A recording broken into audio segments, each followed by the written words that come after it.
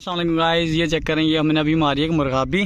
मुझे एक फ्रेंड ने कॉल की कि यार मुर्गाबी आई है तो आ जा, इसको मारते हैं। इसको छरा लगा हुआ है, मैं इसका वेट कर रहा हूँ ये बाहर जाए, फिर इसको फुल फिनिश करूँगा। और गन है जी मेरे पास, हैटसन अपाची। और ये देखते हैं हमारे साथ क्या करती है। एक साइड रखी है और दूसरी साइड में मेरा भतीजा खड़ा अब्दुल वासिर, इधर मैं हूँ इस साइड पे। ये झाड़ियों में छुप जाएगी, ये बगारते इसकी। 2 मिनट में यहाँ पे वीडियो पोस्ट करके इसको पकड़ के आपको दिखाता हूँ।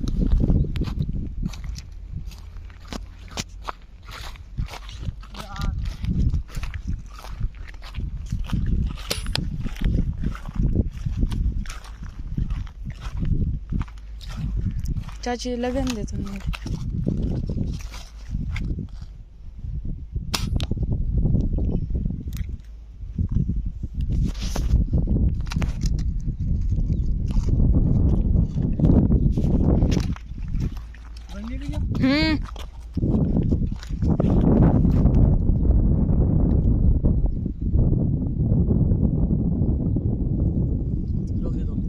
ये है जी आज का शिकार, और वो भी एयर गन के साथ।